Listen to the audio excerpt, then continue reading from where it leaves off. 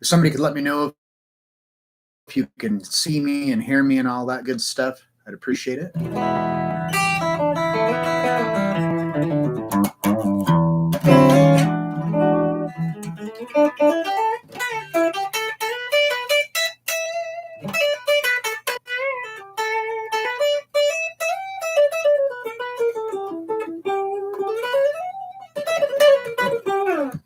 Can you guys see me and hear me all right?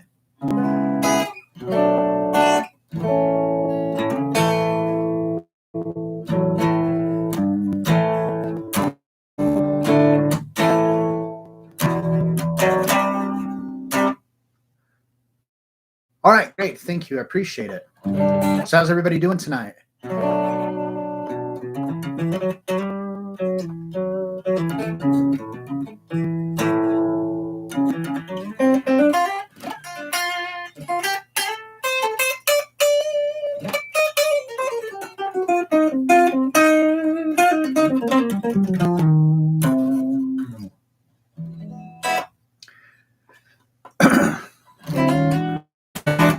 All right, well, I'd like to welcome everybody back tonight. Hope everyone's having a great night, good week so far, and all that jazz. Hey, buddy, how's it going?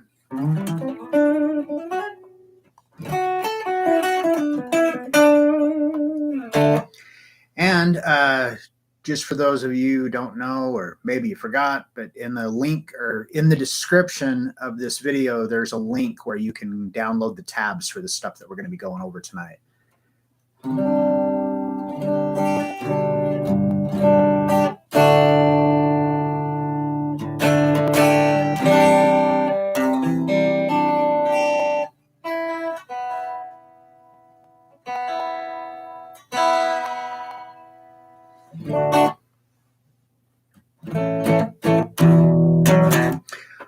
All right, so tonight, just to kind of switch things up a little bit, we've been doing, like last week we did the Aussie era Sabbath riffs. We've kind of been doing some stuff with just a lot of riffing, and then that's kind of been the content of most of the of just regular YouTube videos that I've been uploading have been kind of riff oriented.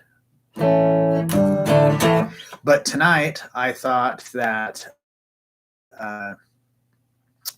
we do something a little bit different, and we're going to go over some stuff with a little bit of stuff with pentatonic scales and some kind of licks that are pretty easy that you can also kind of modify them a little bit and make it different and kind of make more licks out of it.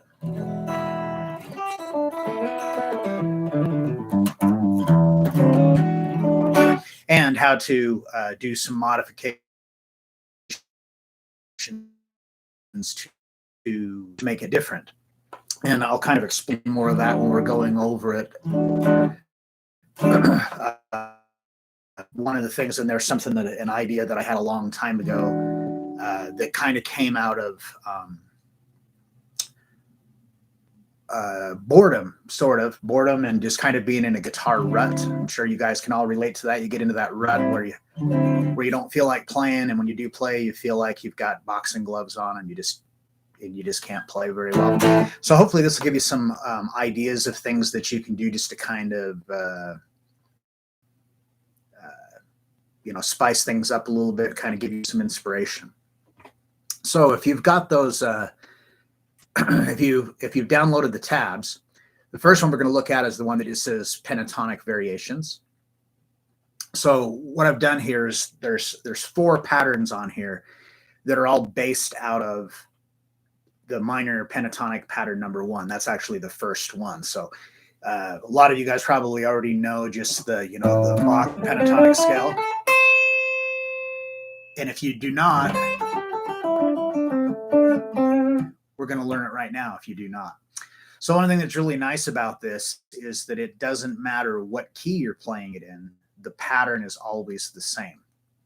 So any of these sequences that we're looking at for these scales and the licks, I think there was one lick that I did that has open strings in it, but I don't remember. I'll have to wait till we get there. If you're doing something down in first position where you're using open strings, you're not going to be able to do that. You're not going to be able to move that one around. So this pattern that we're going to look at here, and I just realized that I did all the scale patterns in E, and then I think the licks are in A. But that doesn't matter because, like I said, it's all movable.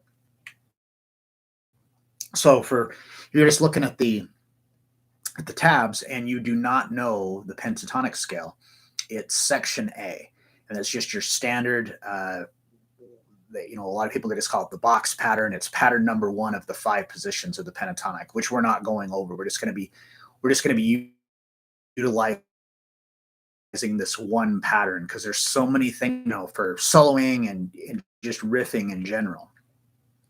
So this pattern is really simple. It's 2 notes per string. So we're doing it in E. So we're starting on the 12th fret of the low E string because that's an E. So we've got 12, 15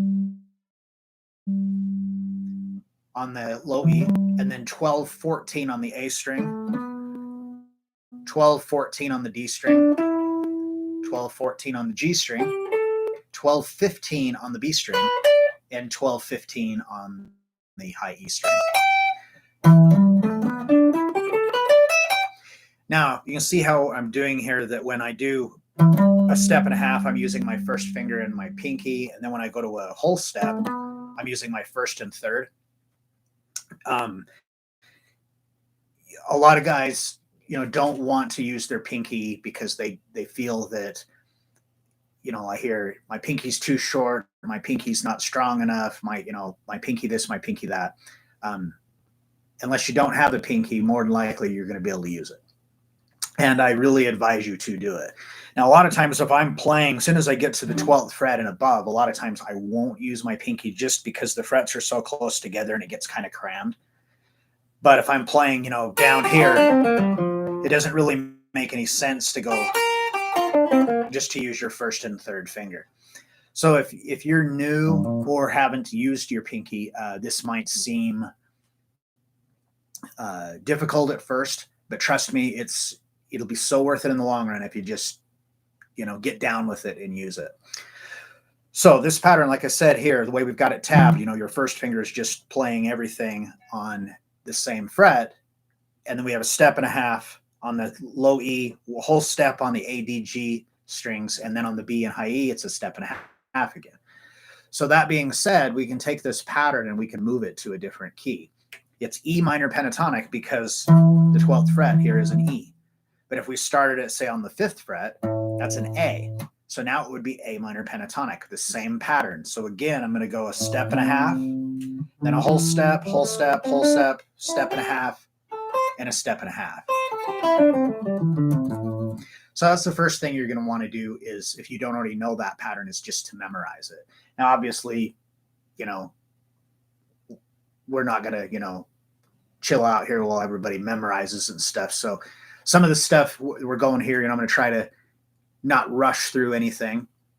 But if there's something that, for whatever reason, you're struggling with or whatever, you can go back and rewatch the video and and catch yourself up. All right, so the minor pentatonic scale. If you know a major scale, like if you were here when we went through the major scale stuff, a minor pentatonic scale is just a modified major scale, sort of. We can use the major scale as kind of like a benchmark and then work it out from there. So the major scale has 7 notes, but the minor pentatonic scale only has 5.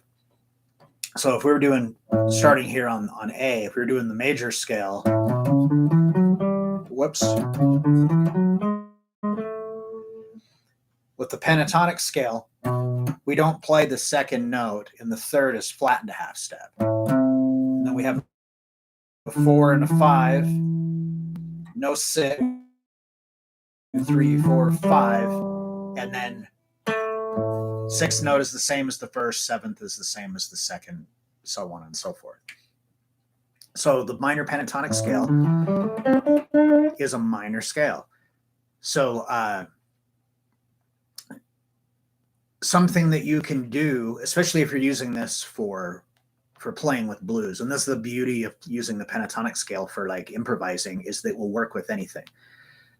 You can use this scale to play over any style or genre of music. So if you go on YouTube and you pull up some backing tracks to play over, it won't matter if you're playing over a rock sounding one or blues or country or jazz, whatever, it will sound good.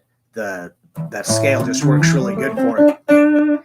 But when we're playing with blues, a really cool thing we can do, and this is now we're going to look at the section B, this is pentatonic with major thirds, is that we're going to take all those minor thirds. So when you make a third minor, you flatten it a half step. So what we're going to do is we're going to raise the third and we're going to play major thirds. So what that's going to end up doing is instead of being 12-15, it's going to be 12-16. Then 12-14, 12-14, 13-14, 12-15, 12-16. You can hear the difference. Here's the minor.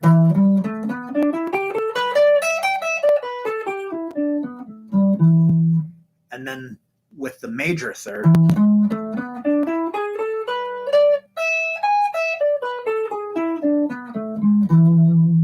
so I just think that really sounds good. It can kind of just give a different, change the whole vibe of what you're playing over. So when you're doing this, the stuff that you can do with licks is you can just substitute out. If you like one of the licks we do later, you can substitute out the minor third with a major third, give it a different sound, or you can actually use them both at the same time. So like a lick there, this would be the third, and I'm sliding into the major third. And it just gives it like a really kind of a cool, different kind of a sound. I'm a big fan of that. All right, so that's section A and B. We still have C and D on this before we move on to licks. But before I do that, I wanted to see if anybody has any questions about what we've talked about so far. Because if you have some kind of a question that maybe we can answer, and it'll kind of help you to keep up, and you won't be, worried about that or feeling like you're falling behind. So if anybody's got any questions about what we looked at so far, let me know.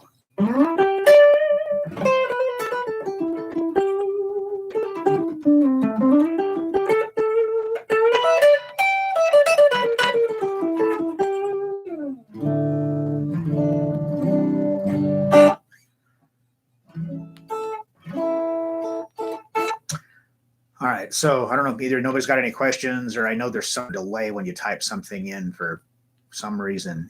There's like a delay before I see it. So anyhow, go ahead and ask the questions. We will get to them. All right, so section C is pentatonic scale with the blue note. So yeah, there is the tabs. Yeah, so yeah, that does help. It does help a lot for sure. Yeah, so the blue note, they call it the blue note because when you hear it, it sounds like the blues. And what it is that we're going to add an extra note into the scale. So it's no longer going to be a 5-note scale. It's going to be a 6-note scale. And the note we're going to add in is a diminished fifth, or a flat, a flattened 5. What this is going to end up doing is it's going to put a chromatic passage into the scale. So for those of you who don't know what I mean by a chromatic, it's when you just play, I play a note and then I play the next note, half step away, half step away, half step away. So that'd be chromatic. As a general rule, I'm not a big fan of chromatic stuff, but there are some players that can implement that into their playing, and it sounds really, really, really awesome. So with the blue, adding the blue note in, it's really simple. As we just take the pattern that we already learned, the just standard pentatonic scale, and we're going to add in a single note, but it's going to be added in two places within the scale, because because 1, 2, 3, 4, 5, we still have 1, 2, 3, 4, 5. We still have more notes that we can go up. So what we're going to do is, so this is the 5 right there. I know that we're only playing 4 notes, but it's because if we look at it based from a major scale, we've got the root note, no third, or excuse me, no second, and then a third, and then a fourth, and the fifth. So this note right in between, in this case, it's the 13th fret on the A string. That is the blue note right there. So we want to add that in. And then on the G string, we're going to add in the 15th fret also.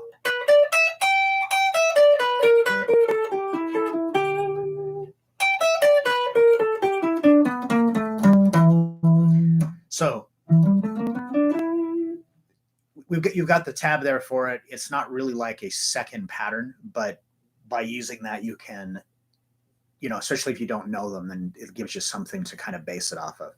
But adding that blue note in really just adds a lot to a lick. It just has like, that's what they call it, the blue note.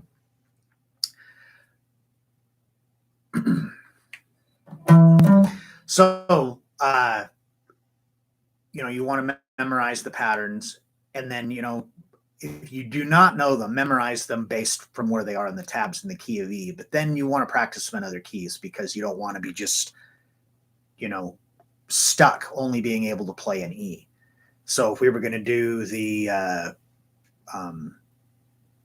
pentatonic scale with the blue note, then we could start, if we started here, that's A.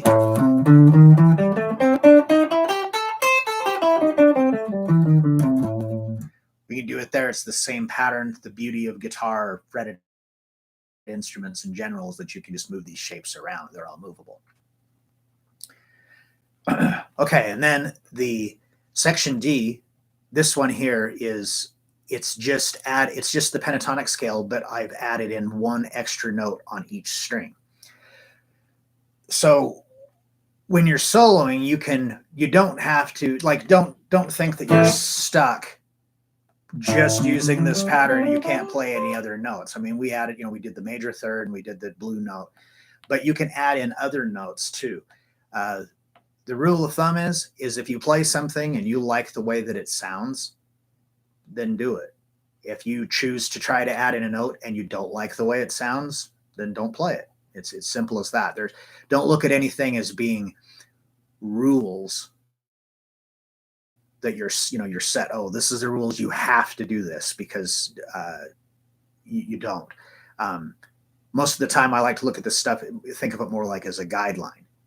If you play with inside of this, box right here, you're safe. It'll always sound good. But there are notes that are outside that, if put it, can really sound awesome. So it's something that you just kind of play around with more as you get more experience. So this fourth pattern here, this one, section D, this is pentatonic with extra notes. When I first started playing guitar, the first scales I learned were pentatonic scales, like most people. And then I heard players like Yngwie and Paul Gilbert and Vinnie Moore and guys like that, and they were doing, all this really fast picking stuff that at first I thought everything was a pentatonic scale. But then I, learned that it's not. It was the 3-note per string, like the modes that we went through before. And anyhow, I got really into that, and that's all I played for a long time. And then I got to a point where I was feeling kind of nostalgic, and I thought, all right, I'm going to go back to playing, just the pentatonic stuff. And I got kind of bored with it because I really liked the ability to be able to, the speed of being able to play 3-note per string scales.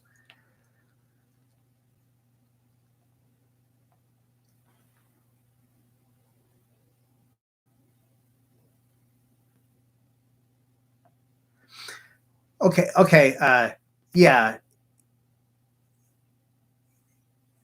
First of all, don't look at it like that, like that, that you have to accept the fact that you won't always play correctly. We all have to accept that fact because nobody's perfect. Everybody makes mistakes.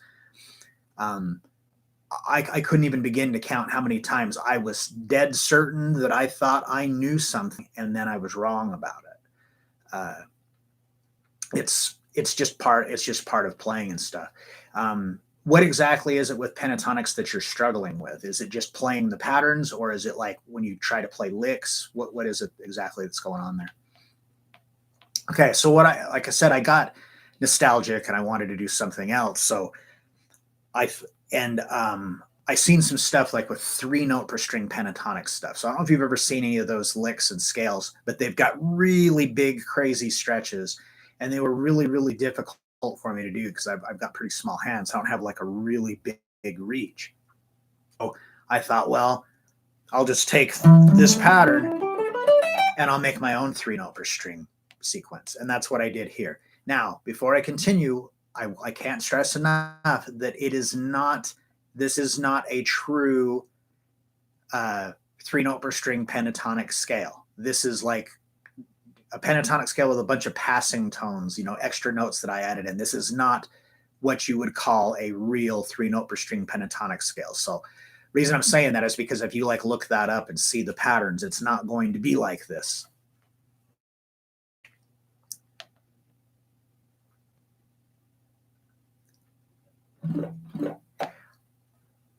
All right, man. Well,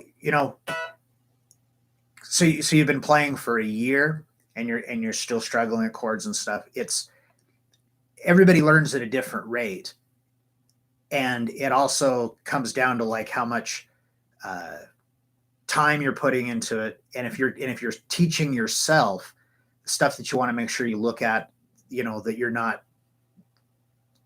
picking up any bad habits. That's the problem a lot of times with just like trying to teach yourself how to play, is that when you have like an instructor, they can like say, hey, you need to kind of turn your hand, move your shoulder this way. Just different things like that sometimes can make a huge difference. I don't want to get off super far off of the subject here, but just an example, a chord that beginners struggle with a lot is F, just this open F chord. So they'll like learn, they got C and they got D and E, and they can play all of those.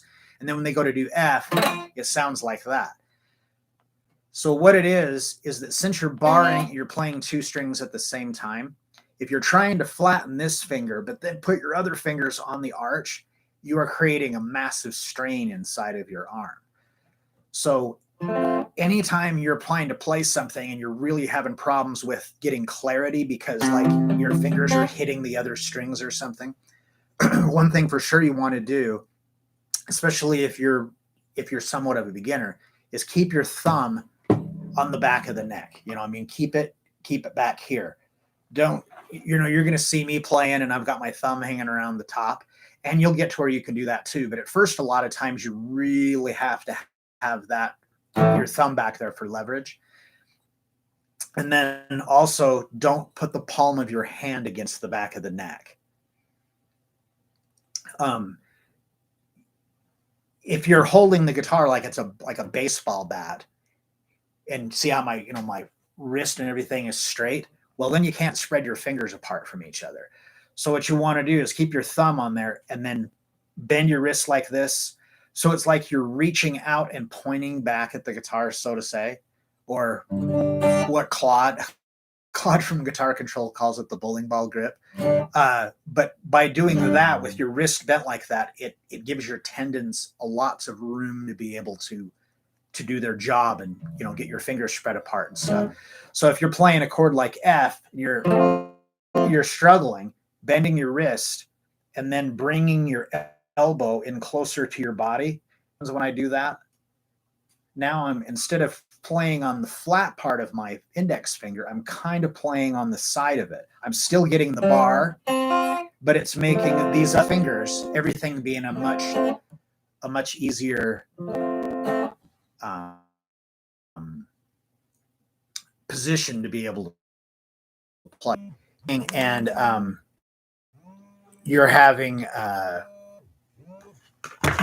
pain, pain in the tips of your fingers and stuff like that is normal, especially if you're new. But if you're having pain, especially like up in your shoulder or really in your wrist, and it's like you go and you throw like a baseball and you throw your arm out, if you're kind of getting those kind of feelings, or it feels like someone's twisting your arm, you really need to change your posture so you're in a more natural position. And that's actually a subject. I mean, if there's enough interest in that, if we have enough people that are really beginners and they're struggling with just basics down, we could do a live stream about stuff, because I don't want to do it if there isn't anybody that it would be interested in it, because then got to have people watching, right? Okay, so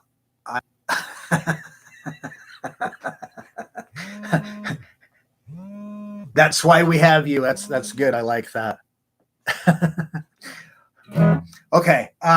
Yeah. So this section D, this pentatonic with extra notes that I did, what I did is if you know the Aeolian scale or the natural minor scale, it's got some of the notes from there.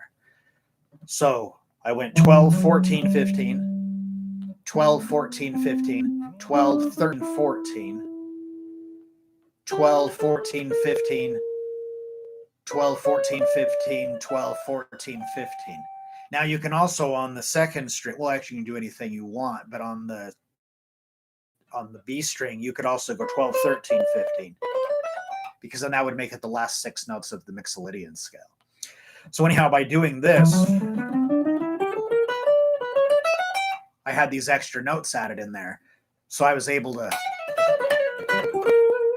do licks like that, but it still have it be pentatonic. So I could still actually use it in a blues, even though like what I just played didn't sound like the blues in any way, shape, or form, but it works to be able to do that. So like I said, all I did is I just added in those extra notes. So I've got the blue note in there as well. Blue note there again.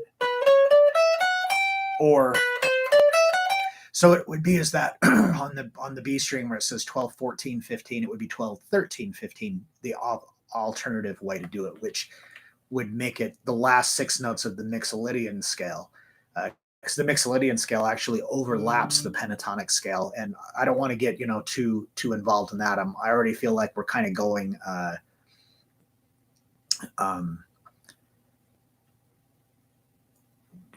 kind of getting a little bit off, and it not me getting a little bit off track. That's the story of my life. Compressor or overdrive first in chain. Well, I think that can be somewhat subject of opinion, because I've seen people do it both ways, but personally, I do the overdrive first. Okay, so before I move on and we start looking at licks and stuff, does anybody have any questions about these 4 patterns that we've gone over here, these 4 scale patterns?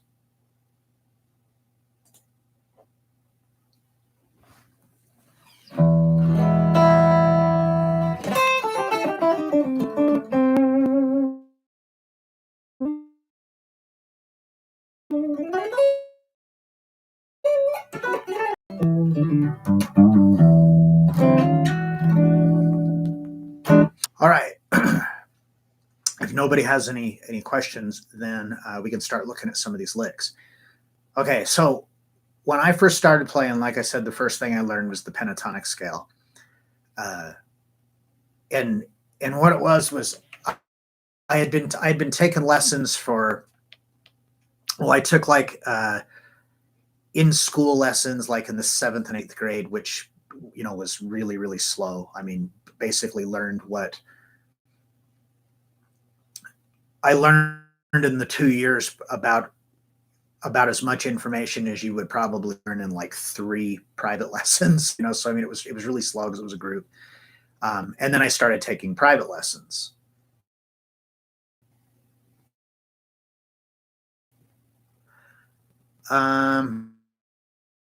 I'm sorry, I'm reading a question here. Playing lead through chord progressions. Do you rely on chord tones or key of song, scale, or arpeggio, or all of the above?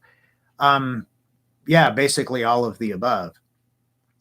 Do you are you meaning to make sure I'm understanding what you mean? Do you mean like you're following the chord changes in the song?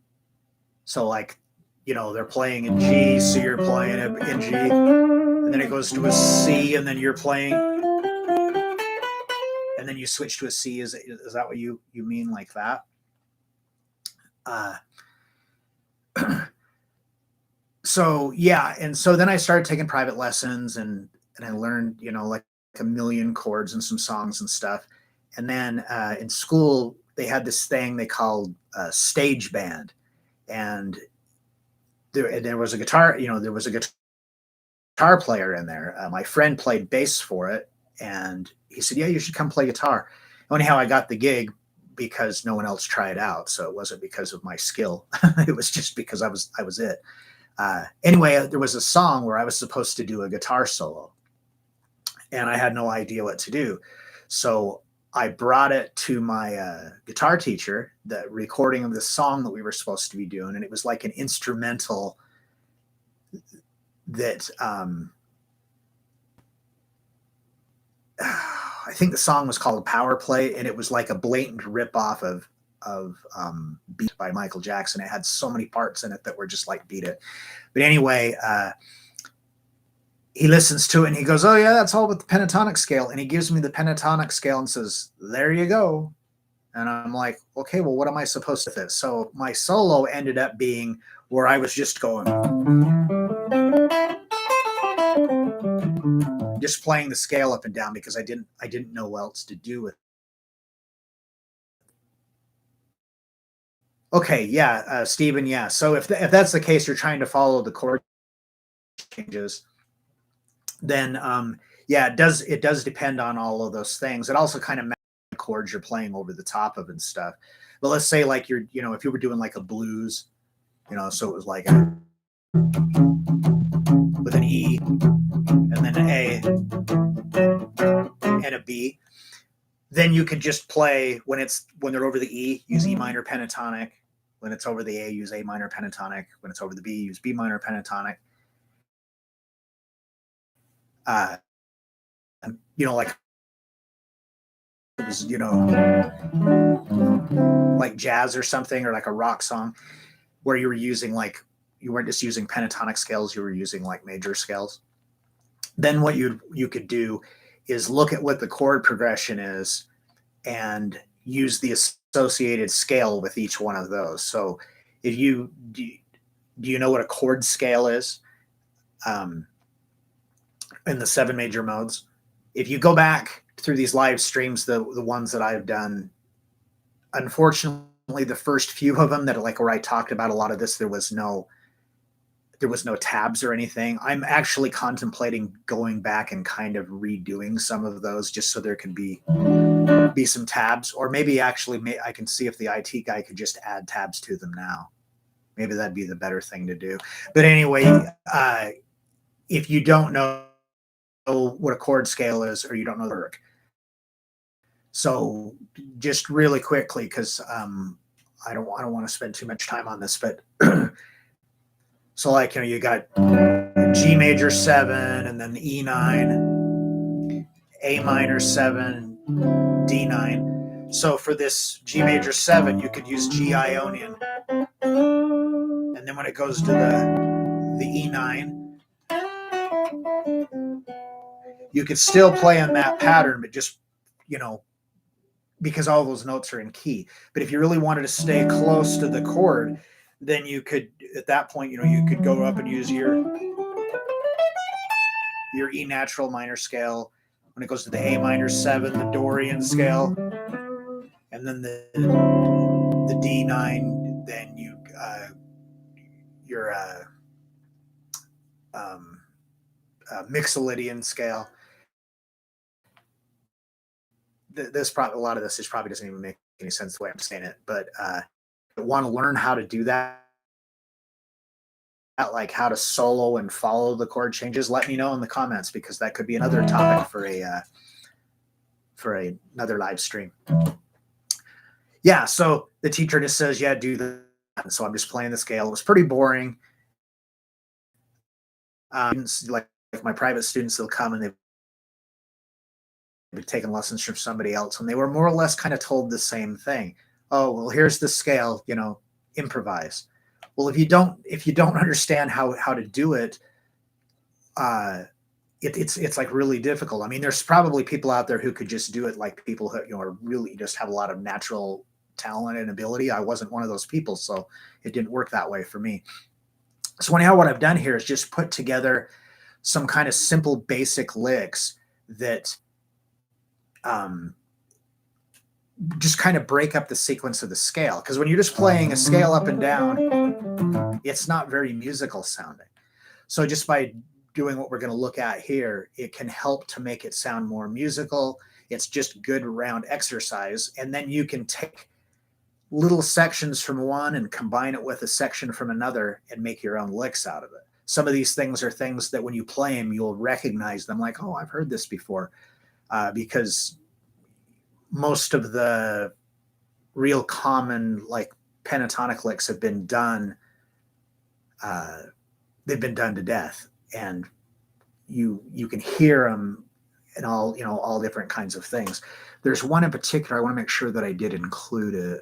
Yeah, there's one that we're going to be looking at that is in so many different songs, and we'll talk about that when we get to it. Oh, you're welcome, Stephen. Thank you. I appreciate that. Yeah, so this first one here, and like I said, these are all I did the scales in E, and then I did these in A, not even thinking. But again, they can be moved. So if you take the sequence here that's written in A, and you just take the pattern and you move it up to the 12th fret now, E, you can move these around anywhere. You will just check. Yeah, there is one that I did that has open strings that won't work that way, but we'll cross that bridge when we get to it.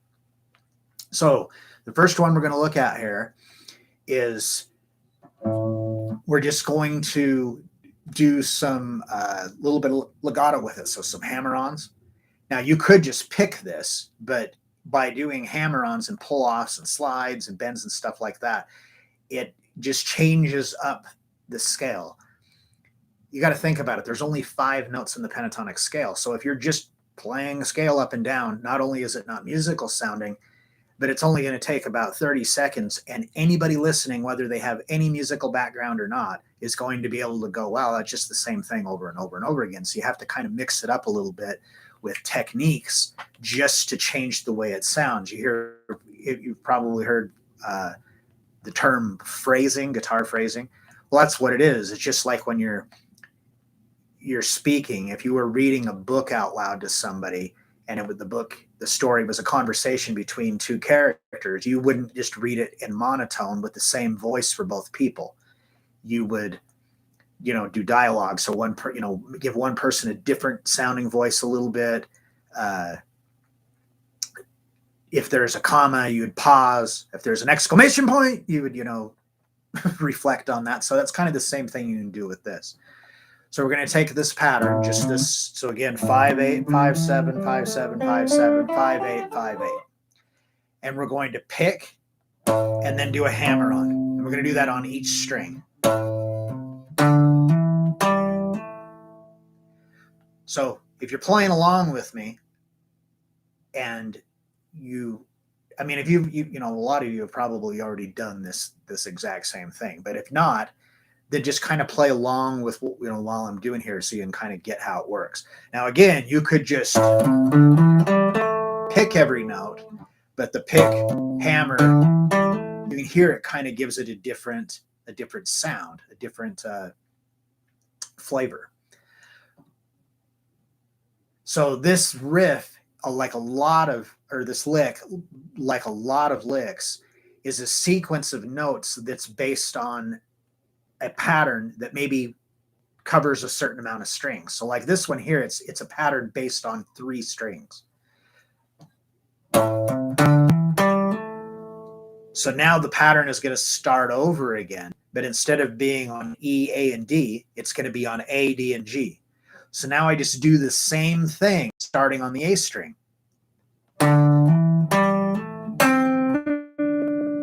So far we've got,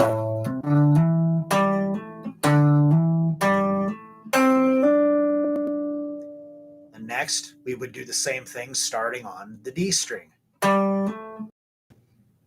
I just want to make sure that everybody understands this, is that when I'm starting, here I'm starting on the E. Now I'm going to start on the A. So since I'm starting on the A, I would play the same frets that you would when you're playing on the A string within the scale. You wouldn't do the shape you did on the E string and then work your way up that way, because then technically you'd be changing keys. So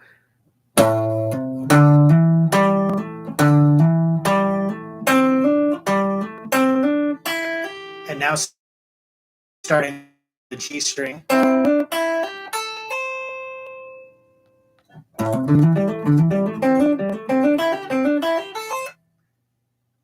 So that right there, we've already made it sound a whole lot more musical than just going by adding the hammer-ons in there. But by not playing, just continuously playing notes in a sequence, it just already makes it sound musical and more interesting. So that's the first lick. Now, the next one, lick number 2, is actually just a variation on the one that we just looked at. So with this one, we're going to do the same thing, except we're going to add in 2 more notes. Oh, thanks, Harry. I appreciate it. I just read the rest of your name. I'm glad I read it in my mind before I read it out loud. Yeah, thank you. I appreciate that. I try to, explain stuff as clear as possible. I mean, and I'm sorry for those of you out there that maybe already know this and this is boring to you or whatever. But if you would like some more more advanced things, just let me know. But it just kind of seems like the majority of the people that tune in are more on the beginner side. Okay, so this one here, we're going to add in, we're still going to be based on 3 strings, but it's going to be a little bit different. So we've got the pick, hammer, and then we're going to go to the D string, and then we're going to come back and do a hammer-on from nowhere, to the 7th fret of the A string. Let me try that again and make it actually sound correct. So when I do that hammer-on, I'm just hammering down hard enough that it's fretting the note.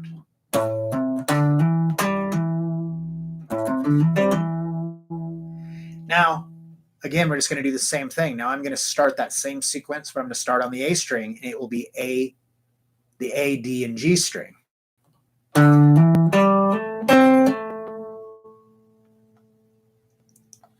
So far we've got. Try that again.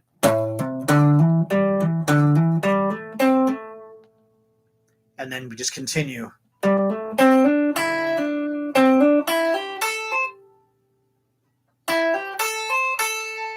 Now this one here, we came back and we ended on the 5th fret of the high E. Now, the reason that I did that is because by ending here, we're in key, but it doesn't resolve. So what I mean by resolve is that there's going to be certain notes that you hit when you're playing that will sound like it's the end. It will sound like it's the last note, and that what you're done is playing is over. Then there's other notes you're going to hit, and it's going to make you feel like, and it's going to sound like there's something missing, like you need to do something else. So generally, you want to try to stop on the notes that resolve. So the notes that resolve, root notes. So if you're playing in the key of A, if you land on an A, it's going to resolve.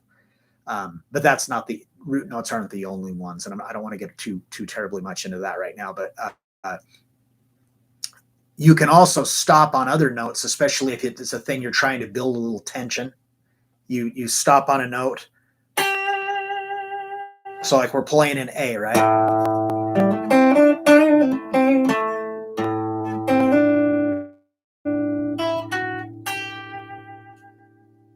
But if I go here, it resolves.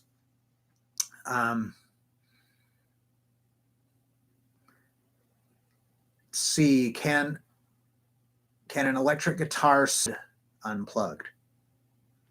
Yeah, sure.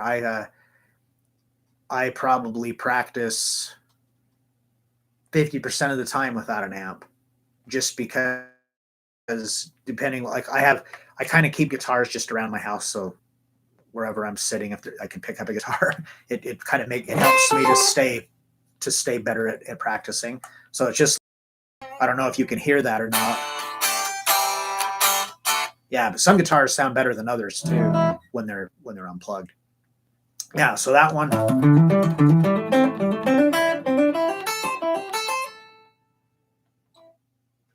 Now, you could take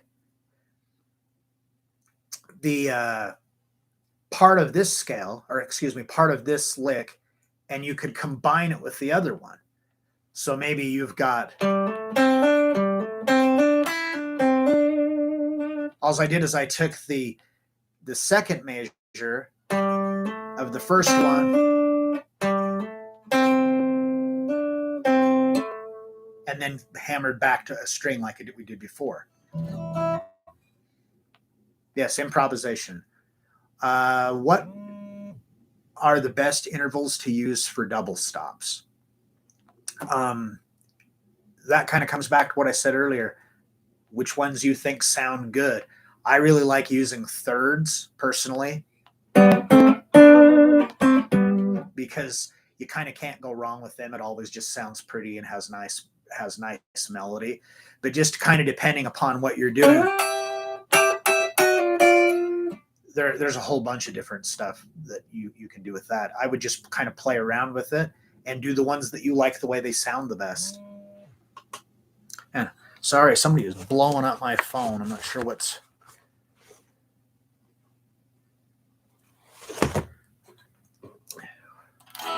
Okay. Yeah. So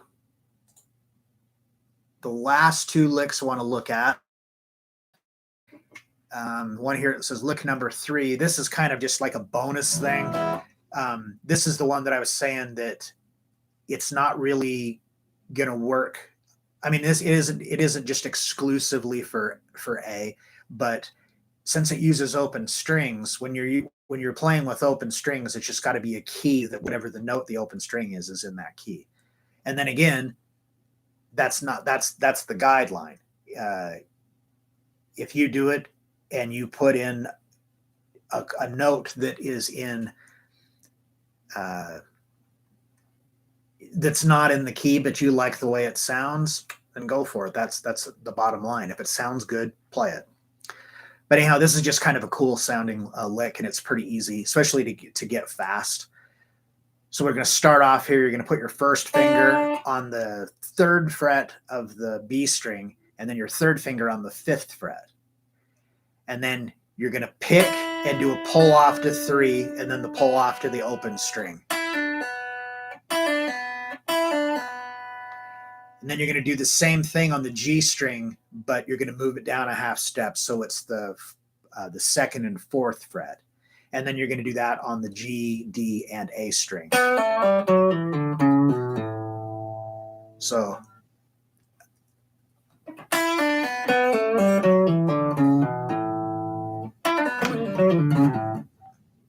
this is a common lick too. You've probably heard it before.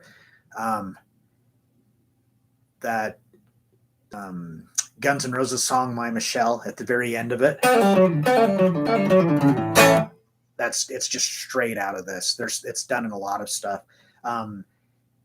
There's something similar to it in Crazy Train, that similar kind of a pull off with open strings. So anyhow, after you, then we go to the low E, and we're going to pick that and do a hammer onto the 3rd fret, and then end that with an A.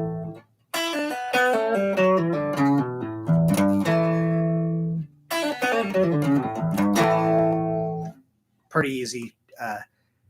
And I know if you're new that you're sitting there going, yeah, that's not easy. It's easy for you to say. It is easy. But you have to learn how to walk before you can, or learn how to walk before you can crawl. Learn how to crawl before you can walk, right? So just work on it just slowly, trying to get the spacing between the notes so they're even.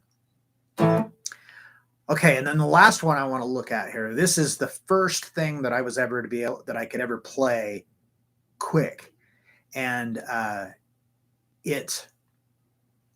this is the one that I was saying that you're going to recognize this. It's in so many songs.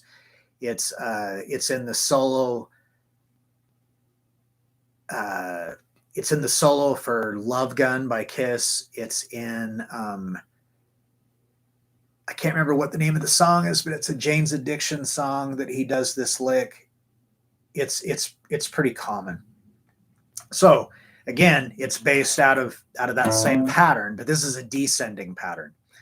So we're going to start. In this case, we're doing it in A, but again, you could move it around wherever you want. So we're going to start off with your first finger on the 8th or on the 5th fret of the high E, and then your pinky on the 8th fret. And we're going to pick that and do a pull off, and then do a hammer to the 8th fret of the B string. Now, if you're having problems getting that hammer from nowhere, you can pick it too. Either way works. So this is another sequence that's based on 2 strings. So we're going to go pick, pull, hammer, and then back to the 5th fret on the high E, and then back to the B string, and we're going to pick and pull. So that's the sequence. And then we're going to do it again, starting on the B string. So 8 pull to 5, hammer to 7 on the G string, back to the 5th fret of the B string. And now we're going to go back to the G string, pick 7, pull to 5.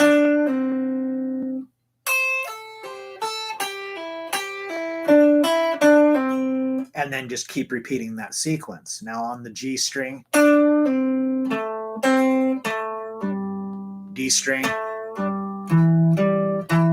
A string,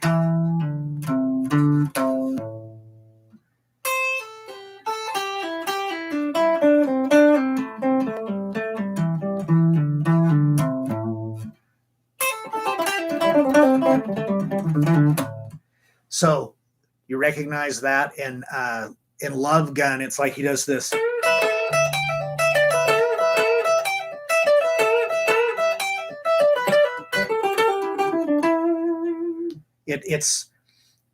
It's a really kind of done to death sequence, but it sounds really good, and it's one of the easier things to get to be able to play fast. Just don't try to play it fast right out of the gate. Work on it slow, really work on trying to get the sequence down, memorize that pattern, and then you can work on playing through the whole thing up your speed. Now the thing with this one is that you don't have to play it all the way across. You could just use part of it. So like maybe we did that was like the ascending part of like one of the earlier licks we did, like the first or second one, I can't remember. And then I combined it with that. So you can take any of these things we've done, except like I said, that lick number 3 is a little bit different. It's kind of the oddball, but 1, 2, and 4, and just experiment with doing that, taking the sequence from one and trying the sequence from another one, putting them together. Now, let's say you take a part from lick 1 and you go right into lick 4, and you're like, oh, I don't like the way that sounds. Try the other way. Start on 4 and then go to 1. It's as long as you're playing in the same key, it's going to sound good, but it may not be what you're looking for until, you just kind of have to play around with it.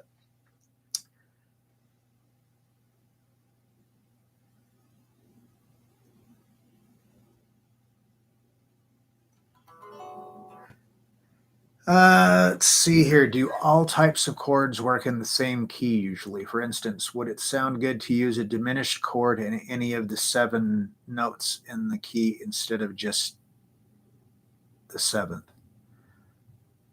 Okay, I'm not exactly sure what you mean.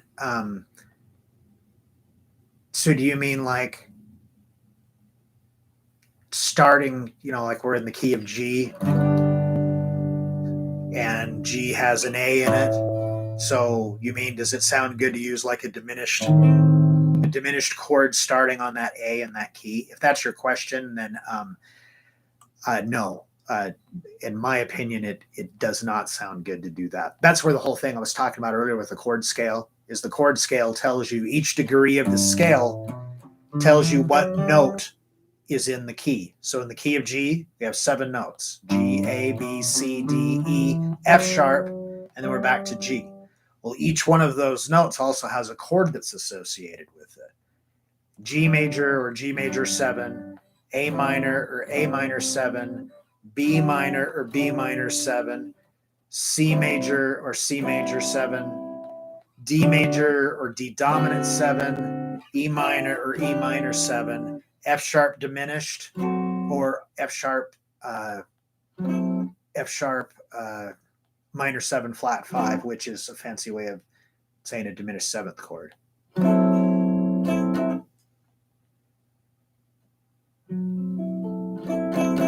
So yeah, guitar player 203. Does that answer your question? I'm not, like I said, I wasn't 100% sure.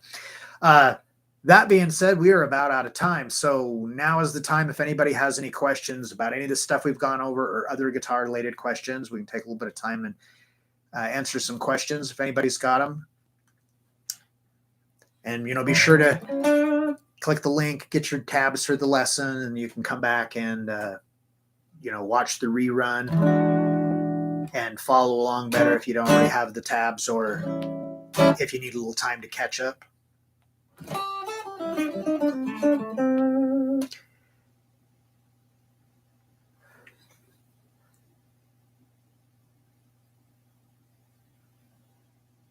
Oh, okay. Yeah. So that's what I was saying, where the chord scale comes in. If you go back go to the channel, the guitar control channel, and I don't know if they have a playlist. I don't really go on there a whole lot, but there might be a playlist that just has live streams. I don't know. But anyway, if you go back, you're going to have to go back a few weeks. I did a live stream where I went over how you determine what notes are in a key, what chords are in a key. And it's really simple. It's like basically if you memorize major, major, minor, or see, hold on, scratch that. Major, minor, minor, major, major, diminished. Say that again.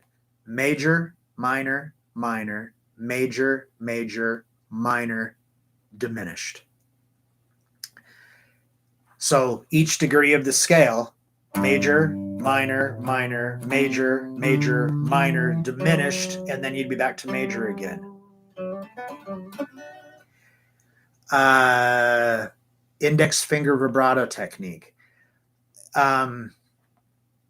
Well, personally, when I do vibrato, it is, I don't do it with my first finger a lot because it's usually something wrong. But if I do it with my first finger, this method works really well. I mean, you don't necessarily want like a giant, like crazy B.B. King vibrato. Maybe you do. But if you think about like your, like Claude explains this in the Ultimate Beginner's Guitar course or one of his courses, you think about it like if you were you were shaking up a can of soda pop. You got your finger there, so you're shaking your hand, doing the vibrato. You can also do the, like, you know, like I see like people on fretless, like a Vine or something, they're doing it by rolling their finger this way, but I kind of like the sound of the string being bent back and forth for my vibrato.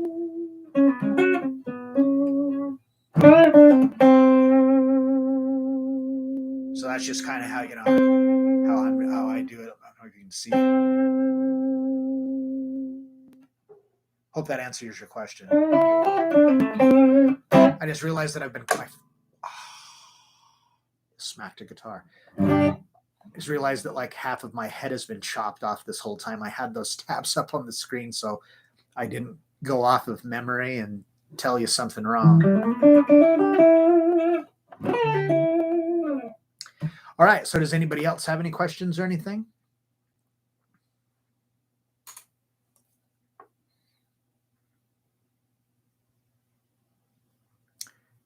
And I just want to say thank you for everybody that came and stuck with me tonight. I appreciate it. If you like this, hit the thumbs up and leave comments. Unfortunately, all the comments that come during, I don't understand why it's doing this, but all of the comments that you guys have left will all be gone as soon as I hang up. So it doesn't show the comments in the repeat for some reason. So if you like the video after we're done, I'd really appreciate it. Really help me out if you could go back, and you don't have to rewatch the whole video, you know, necessarily right now, but just turn it on and make sure you know you can like it, leave a comment that you liked it and stuff. It really helps me out. Lets them know that I'm doing a good job.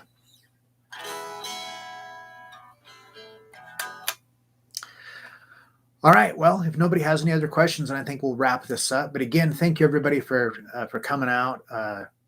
These have been a lot of fun for me. I've really been enjoying doing these live streams, and if you guys like them, you know, let me know.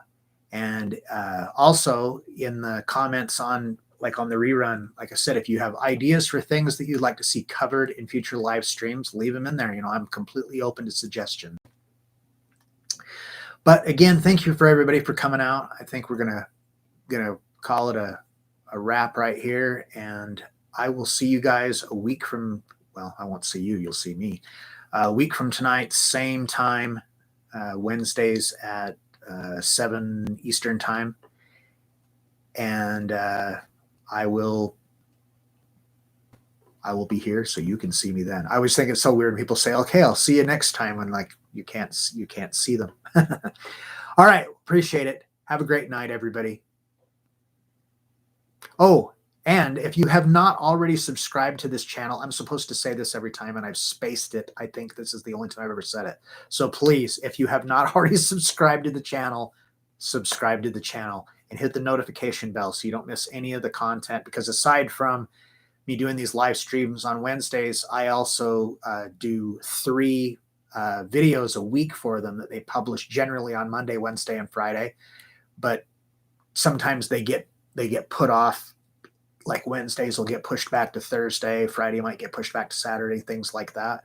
But yeah, so I'm putting up 4 different things of content every week, and I appreciate your support with that.